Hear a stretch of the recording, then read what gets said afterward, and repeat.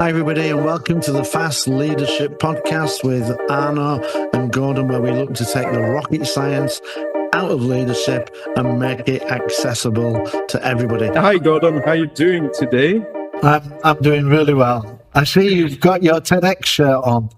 And you do as well. Yeah. For people who can't see us because we're on podcast, we both wear our TEDx t-shirt because we finally met, and it was during a TEDx event. We were both speakers at that event with very different views on organized chaos. To me, it was a wonderful experience. I don't know what you think about it, Gordon. It's been a week now since we've been to that event. How do you feel? Yeah, so for me, it was a little bit different. We had a family bereavement just before, which kind of interrupted my preparation for that. But yeah, I enjoyed it, and I think one of the things about doing those type of events is that a lot of people ask me, how can you do that? One of the things, a good friend of mine wrote a book called And Death Came Third, and it was about things that people fear most. And number one was public speaking. But I always feel that if you can rehearse your nerves away, if you understand the material 100%, that it puts you in a position to be able to do it. So I felt good and comfortable because even though I had the disrupted preparation, I spent 2 days just going through it over and over again. So I could give it backwards, forwards, and it's a different experience when you step on the stage feeling confident than if you step on the stage feeling nervous. I'll tell you, I'm very often in front of the camera or during podcasts or giving conferences. Every time I do have a little bit of stage fright, but it's so positive. I actually learn to love it. Yeah, I love that thrill right before stepping on stage. I just love the excitement of it. And I used to be so shy. When I was a teenager, I couldn't speak publicly. It was really hard for me if I was in a group of more than 2-3 people. I just would shut up. But I learned through several activities and friends and experience to speak. And nowadays it's my job. And I think as a leader, it is our job or your job, if you're a leader, to talk to people and to speak with large groups or small groups or whatever. But yeah, speaking up is a key element of being a leader for me. Yeah, so before we go down that path, I just want to ask you a quick question. So what were some of the techniques that you learned that helped you, speak up? Right. So one thing is, and I learned that during my theater years, because I did theater for a few years now. And one thing is that it's kind of funny, but if you have a large audience and you have the lights on you, so you can't see every face in the crowd, it's easier in a way that you don't see every personal reaction and don't overinterpret their reactions. Now, if you're in a smaller room with less people, you still can use that. Yeah. You can use the fact that you know what you're doing. You are centered. You know that you can talk to a large group. So why not do it to a smaller group? Yeah. And so you don't overinterpret their faces and smiles or nod or yawning, whatever. I once did a training with 2 people. One of them fell asleep. Yeah, it happens. It's horrible, but it happens.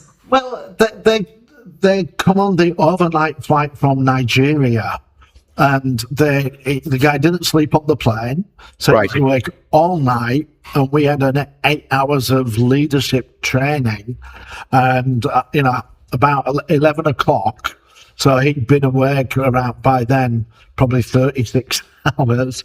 He fell asleep. And I said to his friend, should we wake him up? And he went, nah. And I fall asleep during very interesting conferences because of jet lag, Yeah. lack of sleep, because I was working late. And it just happens. It's human. It's not that I wasn't interested. It was just my physical limit, you know? One of the great things, or the most beneficial things that I ever learned, so a good friend of mine, Joe Gonzalez, she was my boss's PA, and I went to see him, and the meeting didn't go well at all. And I came out, and I was like, and she, what is it? And I said, that meeting went terrible. She went, it's not about you. It's not about you. It's all about what's going on with him, and you just caught the reaction of it. And I think that sometimes, because we are the center of our own universe, we think that everything that happens is a direct reflection of us. That guy didn't fall asleep because the training was boring.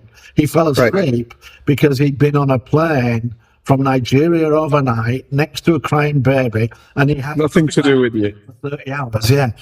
And nine times out of 10, 99 times out of 100, a lot of times when people react to us, it has nothing to do with us, and it's all about them. Now, obviously, there's going to be times when whatever happens, you've deserved it. You've precipitated that reaction. But if you're looking at it thinking, what the hell? Why did they react like that? What was going on there? Just bear in mind that it's probably not about you. And another story I will tell. I had a project. The status was amber. We got it from red to amber. It was kind of borderline green, but we just didn't want to declare green because we thought it could drop back, and we didn't want to go red, amber, red, green, back to amber. We would rather go red, amber, amber, or red, amber, green, and show progression. And again, the boss was less than polite. I came out and I said to my business partner who we were presenting with, I said, what happened there? And he went, yeah, don't worry about it. I went, well, yeah, but I mean, he was less aggressive with us when it was red. And somebody said, yeah, he was just warming up for the next person who had a really terrible project, and he was just trying to get into the zone. I was like, so it had nothing to do with us. I went, no. That's very interesting. No, he was in a... It was this environment, correct, instead of what you were saying. Yeah. We got the aggression. We got the preparation of the aggression for the next people to present. And I was like, wow, that's it's interesting, and I do think that's important. And I think just turning that 180 degrees, that as a leader, when you're thinking about how people perceive you, you almost need to be very transactional in your emotions. If I'm dealing with you and I'm not happy with you, that's okay. But as soon as that's over, boom, that emotion gets tied off with that transaction.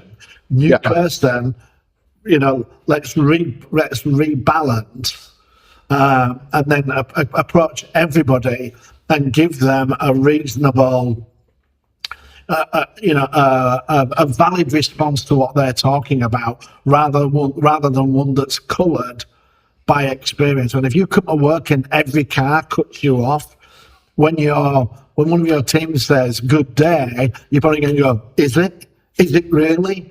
And they don't know why you said that.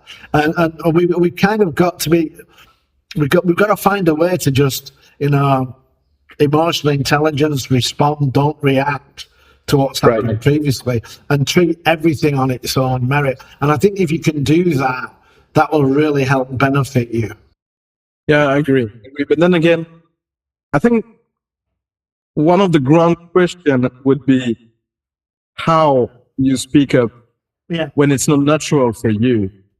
And then because you can speak normally, you can be kind, you can be separated from your emotion if you're frustrated, as you said, and that's a good example. But sometimes it just stuck in your throat, right? So to me, one of the things is to remember that if you don't speak up, who will? Yeah. And how do you expect to work with those people if they don't know what you expect from them? So it's interesting. It's interesting that you mentioned that speaking up. I think it's Thomas Howells. I can't remember his name exactly, but there was a professor at Stanford University who did a 20-year research into what makes people successful, and the number one predictor of success in people, the ability to speak up. Yeah, I've read a similar research. If you don't ask, you will never get. Right. Never. And during COVID, suddenly everyone was doing, video conferences and stuff like that. And I've seen a research from the University of Liège and the group where I do my other podcast. They compared the amount and type of promotions with time, Speaking. speaking. Yeah. And there's a very direct correlation between the two. So it's not causality, it's correlation. It's kind of different, but still, it's remarkable that if you speak more, you're way more likely to get a promotion, to advance in your career, and to advance in your projects. Well, have you ever seen the video in New York of a world-class violinist playing in the subway? Yeah, I've seen that. Yeah, and people just don't have time to stop and see the talent. One person stopped because they tried to get tickets to see him, and she knew who it was. But more often than not, people don't have the time to go and look at and see whether you've done a good job. So people who stand up and talk more and say, "Oh, by the way, I've just done an amazing job on this project," that's going to make you stand out. Now, if you do that and you don't have anything to back it up, then it's not necessarily going to work. But people, we need to spoon feed people, and you've got to be sharing your successes. We have an expression in English: you've got to blow your own trumpet if you want to be seen. Now, you don't have to blow your own trumpet, but somebody's got to be blowing it for you if you're not, because good work that goes unannounced, it becomes unseen. So you've got to have that ability to speak up and be recognised. There's so many facets to this, because one of the things about leading is actually speaking up and saying, "No, we are not going to do that."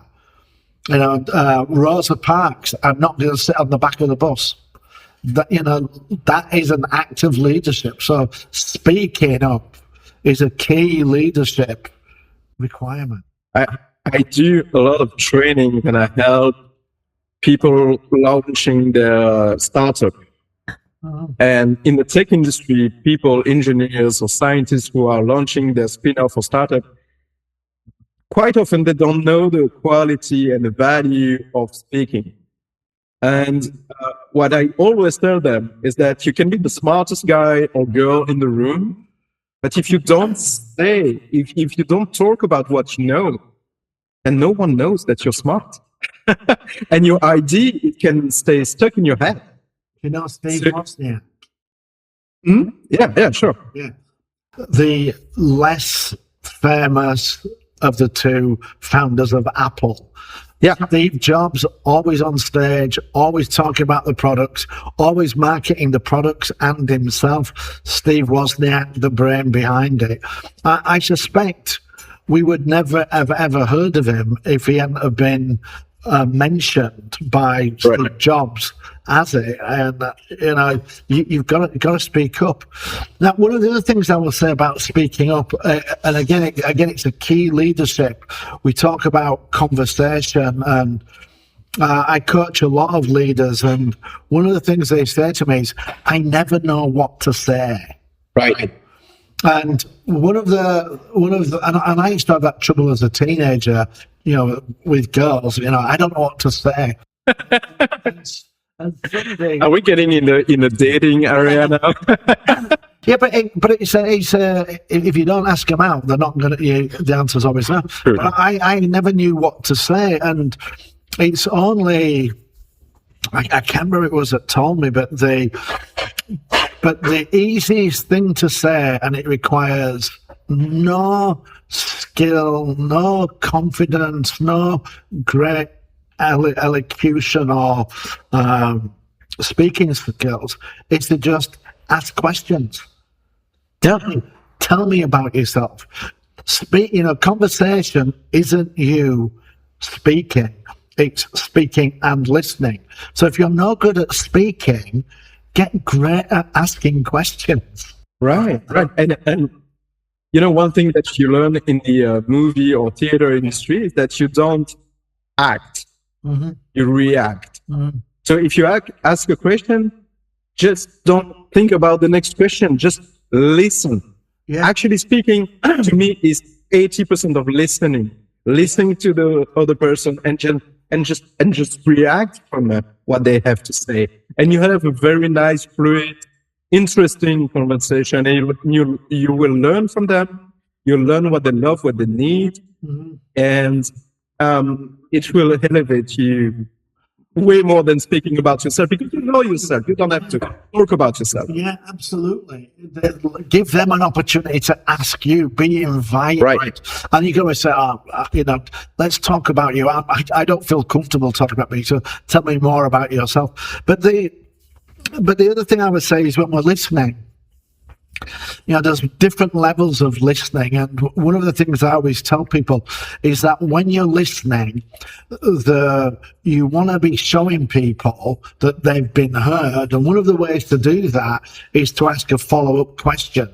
The real benefit of that is that the surface benefit is that when you ask that question, they're going to feel listened to. But also, in order to ask a question, you have to listen. Right. And just don't wait for your time to come and your sentence to be out. So just actually listen. It will make you listen differently rather than just going, yeah, yeah.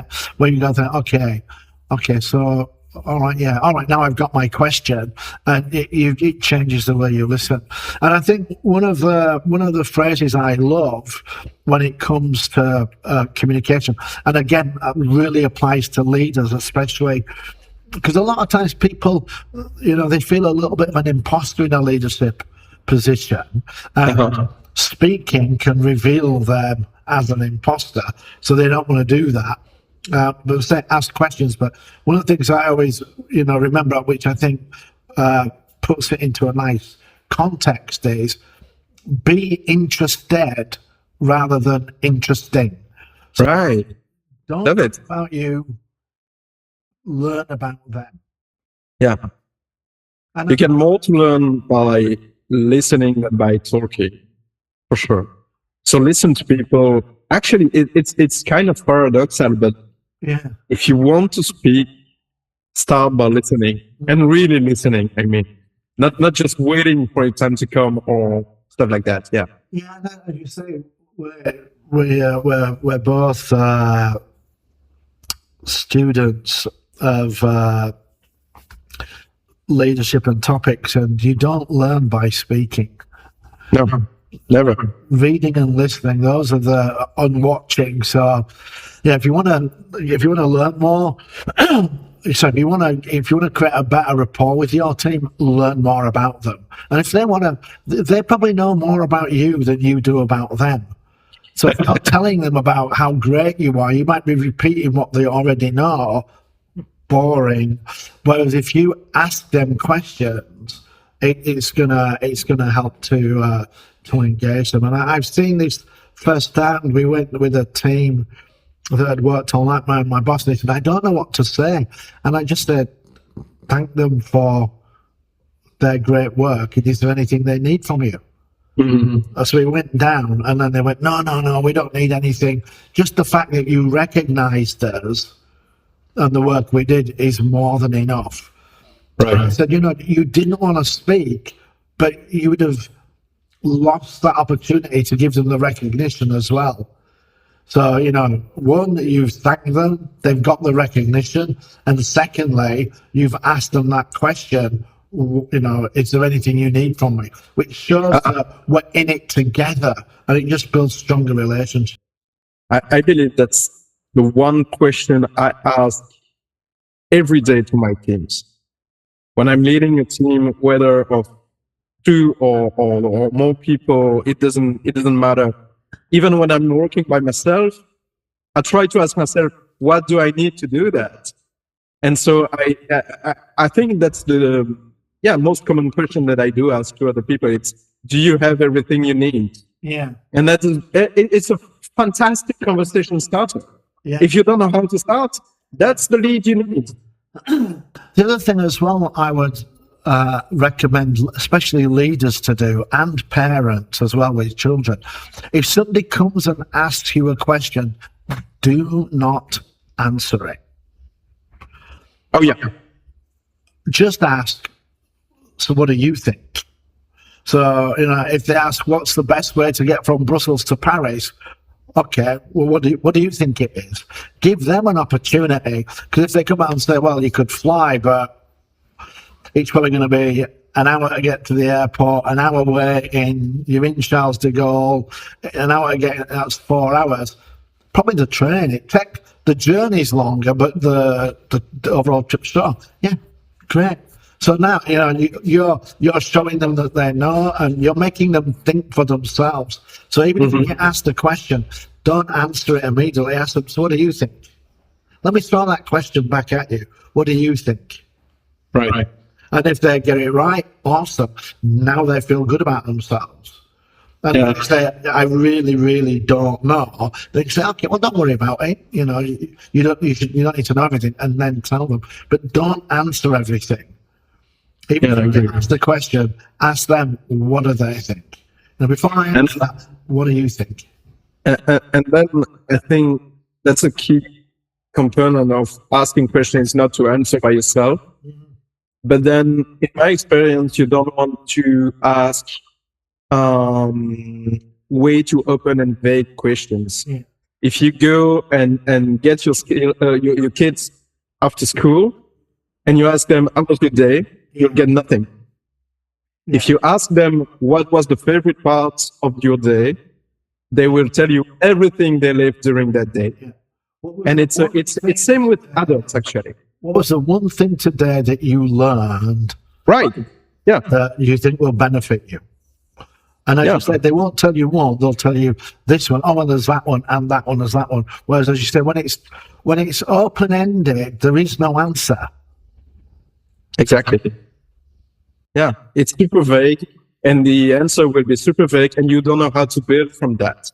Yeah. So go ahead and ask open but narrow questions at first, and then build on that because you listened and you didn't answer yourself to your own questions. How many relationship arguments have started? Do you want to go out for dinner? Yeah, sure. Where do you fancy going? I don't know. What about you? I don't know. And if you ask, do you want Chinese? Yeah. They say, no, I prefer pizza. Yeah. And that's it. Do you want to go Italian or Chinese? French? Right. Give them some options. Where do you want to go? I don't know. Too much like hard work. So we don't want to be asking completely closed, yes or no, but not completely open. So be interesting. Don't ask totally open questions. If they ask you, ask them, what do they think? And the one question you shouldn't ask is, why are you asking me? That's not a question. That's a go away and stop bothering me response. So just ask them, what do you think? What do you think the answer is? push them back a little bit. Great coaching question. Love it. Well, it's a good set of advice, and I think we can end here by asking you guys if you like this podcast to like, share, comment, and as always, if you got questions for us, we'll be more than happy to answer that. Yeah. But please don't ask very, very questions. Yeah. What do you think of leadership? That's probably a bit too big.